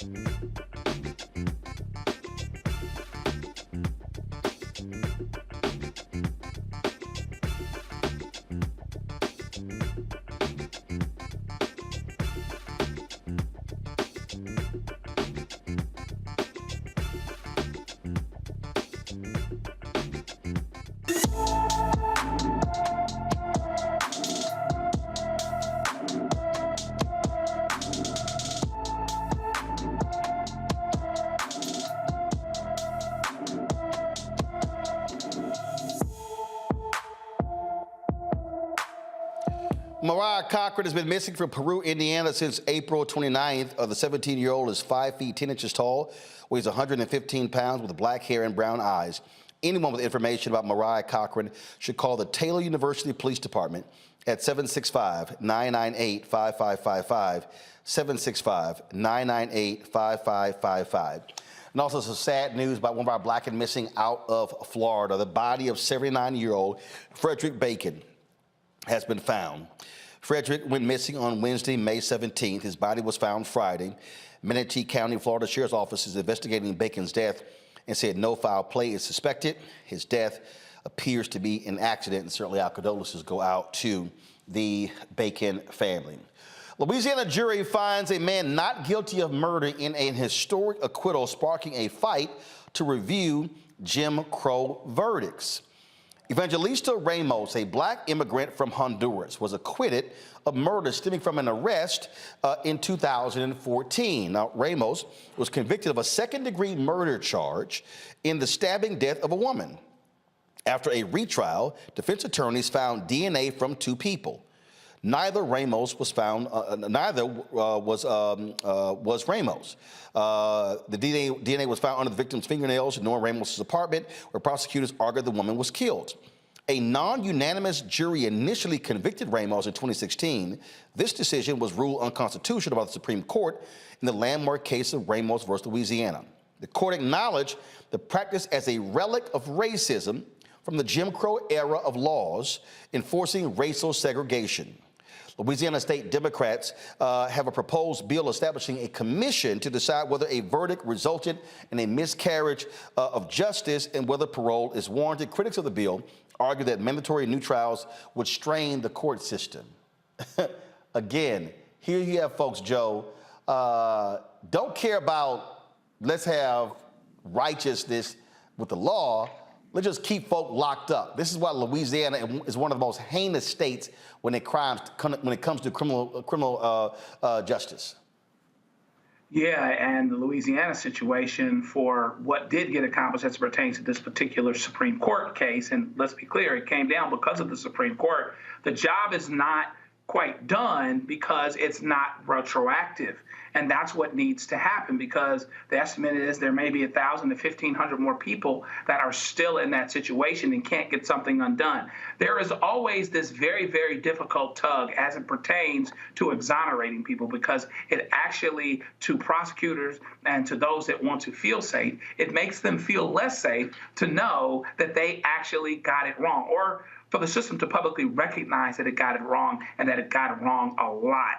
In any event, this particular one case is a good case because no one should be convicted without a unanimous jury verdict. And in some other states, they're trying to tinker with this some. If Ron DeSantis gets his way and some of these other guys get their way, we'll be dealing with this whole thing again. And so the work is not done. There's more to be done because there are more people that would potentially be free that should never have been convicted. And because this particular law is not retroactive, it just goes forward. You have a lot of people that are left in that gap and they got nowhere to go. And Randy, in fact, you have folks like Ron DeSantis, they want to repeal the First Step Act. They want those folks back in jail. They absolutely want them back in jail. That works for them. They don't want them to have any rights, and they certainly are not trying to even look. First of all, everyone wants to rewrite history and find a way not to even act as if we have this racist past. I mean, we know it's also present, but racist past. If you're saying we created these laws and we've made some mistakes, that would mean that they would have to acknowledge that those mistakes were also based on Jim Crow laws, based on race. And no one they don't want to do that. They just feel as if we should just go on like, that was a long time ago, let's go on, while there are people today sitting in jails that should not be in jail. But I guess Black lives don't matter more than administrative work. Mustafa? I mean, studies have shown us the injustices that exist. 5 to 10% of folks who have been incarcerated are actually innocent. Then you overlay it with Jim Crowism, you overlay it with these racial issues that happen inside of our legal system. It just makes sense to make sure that there is an opportunity to go back and take another look and make sure that people who are innocent are no longer spending 10, 20, 30, sometimes 40 years in prison.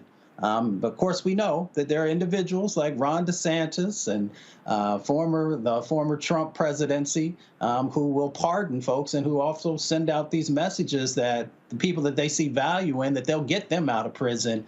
But other individuals whom they don't see value in, they're willing to allow them to stay in there for decades. Indeed. All right, folks, some good news. Remember, we talked earlier about the 11-year-old kid in Mississippi, but how about Ralph Yarl? Remember, he was a young brother in Kansas City who was shot when he knocked on the wrong door there to pick up his sister. Well, over the weekend, Ralph, with his family, they attended a Memorial Day walk run to raise money for programs and services that support people who have suffered traumatic brain injuries. Of course, the bullet left Yarl with a traumatic brain injury and scars on his face after Andrew Lester shot him. Lester has been charged with felony first-degree assault and armed criminal action for shooting Yarl in the head. Despite his trauma, Yarl was determined to attend the fundraiser and show his support for others who have suffered similar injuries. Yarl did not speak at the event, so it is absolutely fantastic to see that young man up and about. And so certainly prayers continue for him and his family. All right, folks, got to go to a break. We come back. Our marketplace segment, we focus on Black-owned businesses. That is next on Roland Martin Unfiltered on the Black Star Network. On a next, A Balanced Life with me, Dr. Jackie. How big a role does fear play in your life? Your relationship to it and how to deal with it can be the difference between living a healthy life, a balanced life, or a miserable one. Whenever the power of fear comes along, you need to put yourself in that holding pattern and breathe, examine, find out if there's something that your survival instinct requires you to either fight or take flight. Facing your fears and making them work for you instead of against you. That's all next on A Balanced Life on Black Star Network. Next on the Black Table with me, Greg Carr. We welcome a towering intellect, activist, master theorist, prolific author, and unstoppable firebrand for change. The one and only Dr. Errol Henderson joins us to talk about his new book, The Revolution Will Not Be Theorized, Cultural Revolution in the Black Power Era. And this is what's going on in so much of academia and in some movement circles is an anti-Black nationalism. It's an hour of power that you don't want to miss. That's right here on the Black Table on the Black Star Network.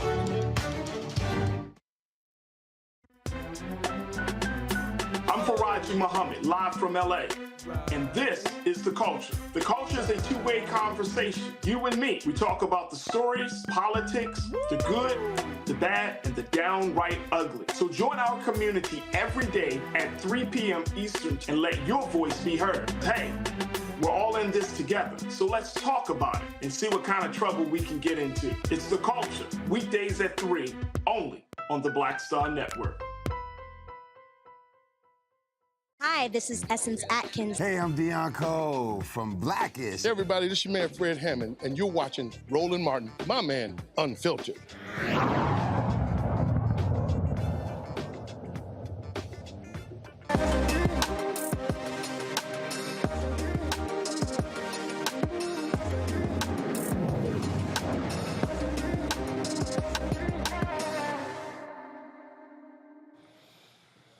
All right, folks, Ghana is one of the countries that dominates cocoa. Unfortunately, though, they don't actually get to make a lot of the money off of it because it goes out. And so one of the things that, that the president there stated was that they wanted to actually produce manufacture more of the cocoa. And so it was Ivory Coast in Ghana that they got together and they said, hey, we want folks to pay a premium for our cocoa, generate more money. Well, it's not just so, it's not always about the Swiss when it comes to making some great chocolate. There's a company called Cocoa Asante that Bill Livingston founded in 2018 after experiencing some chocolate while traveling abroad, and of course wanted to, Ella Livingston, my apologies. Ella Livingston founded Cocoa Asante. He said, you know what, hey, let's bring this to the United States. Ella joins us from Chattanooga, Tennessee, and is the CEO of Cocoa Asante. Glad to have you on the show, Ella. So this is interesting here. And again, we talk about chocolate, we think in terms of Hershey's, we think in terms of Swiss chocolates, but without two African nations, you don't have cocoa. Exactly. And a lot of people don't realize that, but literally 70% of the world's entire cocoa supply comes from Ghana and the Ivory Coast. And look, you've had those two countries where the leaders have said, wait a minute, why are we people taking our cocoa, taking abroad, manufacturing, and then selling it back to us? We should be able to make money from it. And so this is an example of you creating a company saying, let's have, the people of color, people of African descent, making money from cocoa that's coming from Africa. Exactly. And so that's been my goal since the very beginning. And so essentially what we're doing is right now we're making the final product. My goal is to become bean to bar, which means we're going to manufacture cells. We're going to do that here. And then we're going to, as we grow, we're going to move manufacturing back to Ghana. That's going to allow us to have an even bigger impact.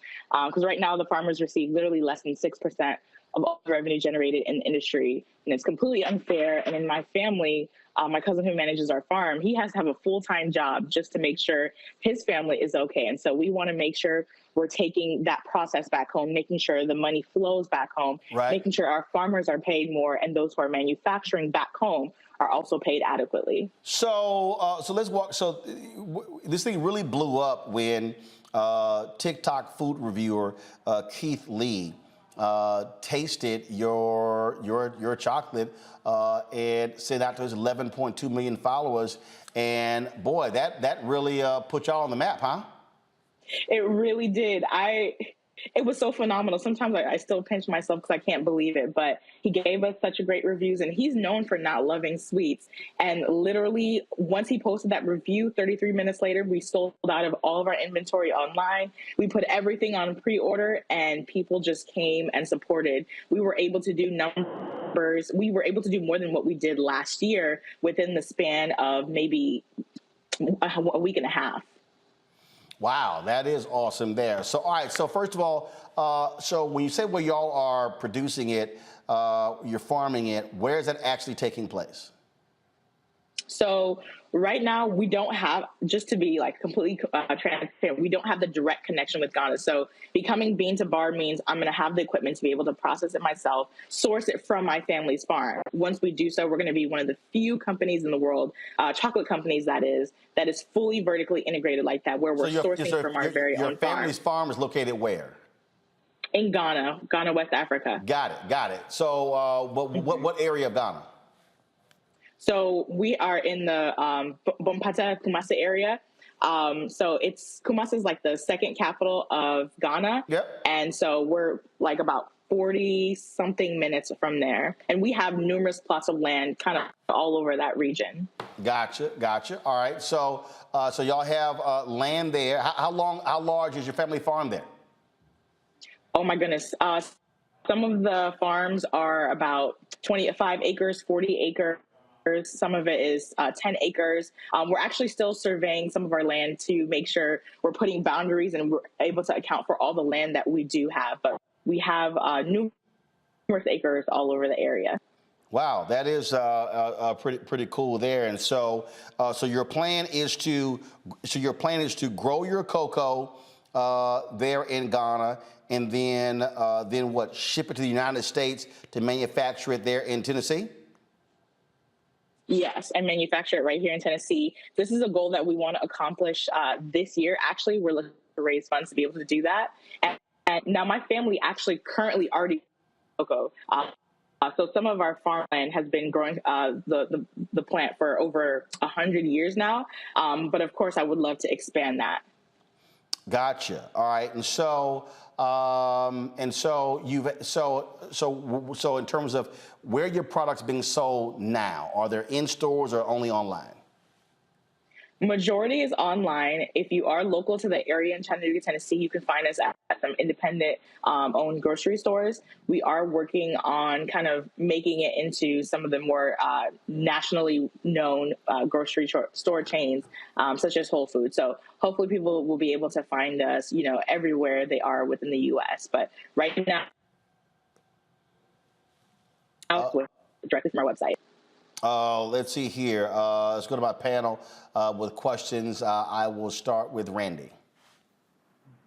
I just love that you are finding a way for us to grow our economy and keep the money within, the African diaspora. That is just powerful. What is the feedback you're getting as you're talking to, I don't know if you're talking to other farmers out there, but what is the feedback that you've gotten? It's been positive. Honestly, when I spoke to my cousin, he's the one who manages all of our family farms. And I told him, when you give me, when we make that transition to be bean to bar and you give me the price, don't try to give me a discount, because he has tried to give me discounts before. And I was just like, just charge double. Whatever you feel that number is that'll make it okay for you and your family. That's the price I want you to give me. And so to hear just how happy he was to receive that, it brought me a lot of joy, because that's how it should be. You shouldn't be struggling when you're working full time on a farm like that. I love that. I love that, because sometimes we can ask each other, like, man, can I get a hookup? So I love that you're going to pay him fairly. And that's how we build our best community. Congratulations to you. Joe? Thank you so much. Kind of a related question. Are you finding that through your family and or through your business, you're getting a window on other industries where the same needs to be done? In other words, there needs to be more that actually ends up in Africa, that actually originates there. And are you finding that you're having, partners on this journey that are doing parallel things as it pertains to other foods or other products or things like that would come from Africa?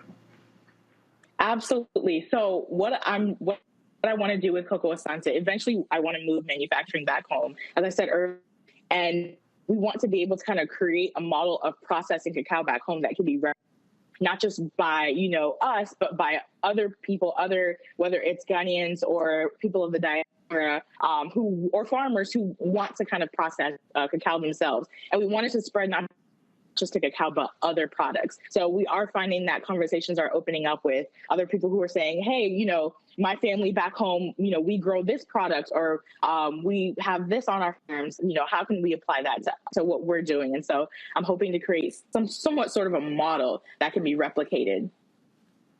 Right, fantastic. And so we're going to go to Mustafa. And we were talking about, Kumasi, of course. We were there in 2019. And this was, of course, one of the shopping areas there. It is a huge, hustling, bustling place where there are lots of goods and services, a lot of things happening there as well. And it really is a fantastic place. And people really don't understand. Again, as I said, the president of Ghana has made the point, really what you're talking about, when he's saying, hey, enough of us having all of these resources in the motherland, yet he said, we're still the poorest country. When I was in Liberia in February of last year, same thing. All the rubber has been stripped out of Liberia all of these years. There's not a single manufacturing facility. So part of the problem, Ella, you're talking about, people don't realize, is that they don't have any ability to create jobs of people who are living in those countries. And so, sure, harvesting cocoa and then shipping out is one thing. They want it to be manufactured there in Ghana to create those jobs. And so basically, you're talking about from end to end. Produce the cocoa, manufacture the cocoa, sell the cocoa. Exactly. And honestly, with I guess with the chocolate industry being like 140 billion, and Ghana producing about 33% of that, the Ivory Coast doing the other about 37. If we're able to even produce and manufacture 75% of what we're sending out right now, like they're adding another 30 to our economy, and that'll change the GDP of Ghana. So what I want to do has large and huge implications for Ghana's economy. Mustafa, I think you have a question. Yeah, I was just going to say thank you for honoring this natural resource that exists in Ghana that many people never realized that it came from. I'm curious, talking about your particular product, which ones are the ones that folks are really asking for, so that you have an opportunity to actually highlight those? Absolutely. So based off of the review, a lot of people are asking for flavors that Keith Lee had tried. 3 flavors every season. The ones that he tried are not available right now, but for what we do have, our most popular flavors are the ones with whiskey in them. So what you see in front of you, that Chattanooga whiskey bonbon, we try to highlight and support local Black women and veteran-owned businesses within that we create. So Chattanooga whiskey is local to our city. We've done one with Boozy Caramel with Uncle Nearest. That's a Black Tennessee brand. We've done Majesty Bourbon, another Black-owned Georgia brand. Black Girl Magic, we did one with their red wine, Black and women-owned. So we're really trying to highlight and support other businesses with the creation we make, and they're super popular, super decadent, super delicious. So this is a video on your Kickstarter page. So you're trying to raise about $10,000. What is that for? Is that for equity stake in the company? What are you trying to raise with the Kickstarter program? So now we put 10,000 because we had to play the algorithm game to try reach our goal and then get placed on the front page. But essentially the funds that we're looking to raise is it's going to sound crazy, but it's about $150,000 in order to purchase the equipment that we need to process cacao scale that we're at. The equipment, unfortunately, is not a piece of equipment can run you $30,000. And so we're looking to buy the entire set so that we can produce at capacity. Okay, so I just want to be clear. So obviously your goal is to raise $150,000, but on the page right here it says 10,000. So what do you? Yes. So you reach 10,000, then what's the next step? So once you reach your goal, Kickstarter is great about highlighting businesses that seem to have a lot of support And so then they place you on their front page. You get more and more supporters. The great thing about Kickstarter is they don't cap you. So there have been companies that have raised 3,000% above what they initially went for. So that is somewhat my goal, is to go above and beyond. But with what we raise, we'll be able to, it might not be at the scale that we're at, but on a small capacity, be able to fulfill those awards, start processing on a small scale cacao from our family's farm. Like I said, it won't be enough to keep up with the capacity of what we're doing on the daily, but on a small scale, we'll be able to fulfill those rewards. So your eventual goal is to raise $150,000, and as a part of the Kickstarter, is this, and again, people asking questions, so is this offering equity in the company? Gotcha. So Kickstarter is not for equity. You get rewards. So it's a rewards-based program. So all of our rewards are actually exclusive. Some of them you'll get a bean to bar chocolate bar from our first harvest that we take from my family's farm. That's something that will never come back again. For one of the top rewards, we'll send you a small kit for you to make your own bar chocolate, and we'll provide the cacao beans. We'll provide a mini melanger for you, as well as some of the other ingredients that you'll need. And then you'll provide things like, sugar that you can access yourself. So we'll provide a kit for you to make your own bean and bar chocolate. So really exciting gifts. And we hope that people find value in what we're trying to provide with our rewards. Okay. And again, here, as right here on the page, it says your long-term goals. You have phase 1, phase 2, phase 3, and that is, and so right now you're in what, phase 1? Yeah, we're in phase 1, trying hard to make it to phase 2. Okay. All right, then. All right. Well, look, we certainly appreciate it. Good luck. And of course, walk people through. You have a discount code for orders for our audience, right? Yes, we do. So use the code RMU10. That's all caps, all together for 10% off. And that's just for your audience.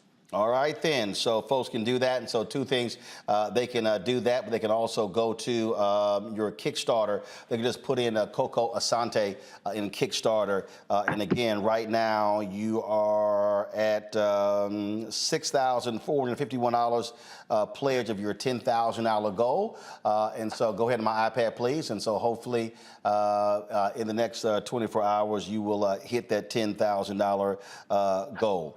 Ella, we appreciate it. Thanks a lot. All right. Thanks for having me. It was an honor. All right. Thank you so very much. All right, folks. Before I go, I tell you, we had three just really stupid videos of people.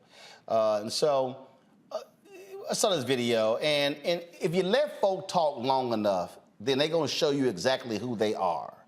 And so check out this white nationalist who was not happy and was blocking this brother in a driveway.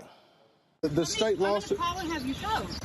Ma'am, where? He's My property. He's leaving. He doesn't live here. You can't leave until I move, and I'm not ready to move. I wasn't here, but for 30 seconds. I walked in to pick up my daughter. Call who you're calling. You're not supposed to stand or park in somebody's driveway.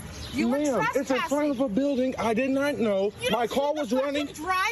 My car was running the entire time. No, but I leased that. Okay, that's fine. We didn't know that. What apartment do you live in? Don't worry about it. I did not know. I did not know. I didn't park in a handicap. You don't know. My car was running the whole time. I was here for less than 2 minutes. So I can go to your house and park in your driveway? Ma'am, I already apologized.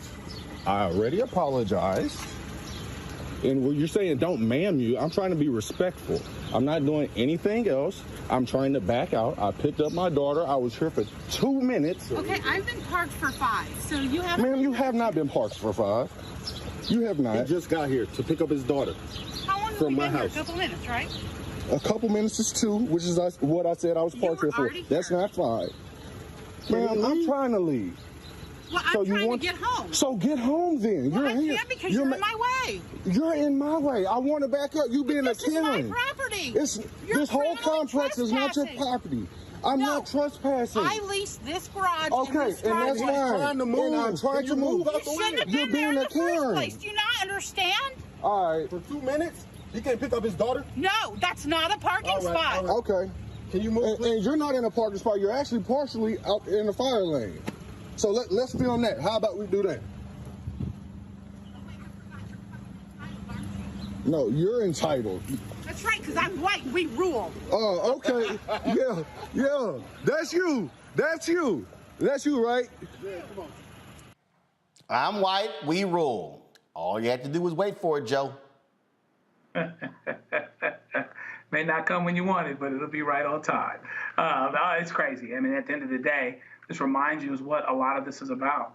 It's about power control or feeling like you're losing it, right? You're feeling insecure. And so therefore, I will park in front of someone, stop everything to let them know that they shouldn't be here. Now, what if somebody flipped it on her and decided to trap her? Then she would have had a separate problem, right? And so, see, this is why people go postal. This is why people do things that you wouldn't necessarily think that they do, that they ought to do. And so, once again, you've got a Karen pressing buttons because she feels like she's losing power and losing her way. And by the way, she's leasing the property. She didn't even own the property. She didn't even own the garage. It's not hers either. Okay, it's crazy. They will always show themselves, Mustafa.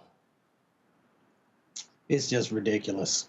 I mean, these folks believe that they can weaponize their supposed privilege to be able to do and say anything that comes into their minds.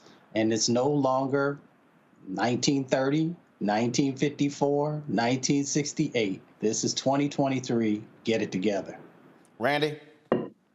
She shows why they cling so hard to white supremacy, because the only thing that she has is that whiteness. We can look at her and see there's no other reason she should feel superior, but that's all she's got is the system of white supremacy to make her feel that she can talk that way. Because, I mean, why they always got to look like that? Come on. All right, folks, that is it. Joe, Randy, Mustafa, I certainly appreciate it. Thank you so very much for joining us on our panel, folks. Tomorrow, I'll be broadcasting from Atlanta, where more than 100 groups are gathering to talk about the focus over the next year when it comes to the 2024 election. So we will be there tomorrow, Thursday, and Friday. So look forward to that. The National Coalition of Black Civic Participation is putting that together, and so we will be there. So looking forward to that. And so we'll see you then. Don't forget, folks, support us in what we do. Download the Black Star Network app, Apple phone, Android phone, Apple TV, Android TV, Roku, Amazon Fire TV, Xbox One, Samsung Smart TV. You can also support us with your contributions by joining our Bring the Funk fan club, send check-in money orders to P.O. Box 57196, Washington, D.C., 20037-0196. Cash App, $RM Unfiltered. PayPal, R Martin Unfiltered. Venmo is RM Unfiltered. Zelle, Roland at RolandSMartin.com, Roland at RolandMartinUnfiltered.com. And of course, be sure to get a copy of my book, White Fear, How the Browning of America is Making White Folks Lose Their Minds, available at bookstores nationwide. Get it from Barnes & Noble, Amazon. Download your copy on Audible, folks. I will see you tomorrow right here. Roland Martin Unfiltered on the Black Star Network. Holla! Folks, Black Star Network is here. Oh, no punches! I'm real revolutionary right now. Support this man, Black Media. He makes sure that our stories are told. Thank you for being the voice of Black America, Roland. Stay black. I love y'all. All momentum we have now, we have to keep this going. The video looks phenomenal. See, there's a difference between Black Star Network and Black-owned media and something like CNN. You can't be Black-owned media and be scared. It's time to be smart. Bring your eyeballs home. You dig? Pull up a chair. Take your seat. The Black Tape with me, Dr. Greg Carr, here on the Black Star Network.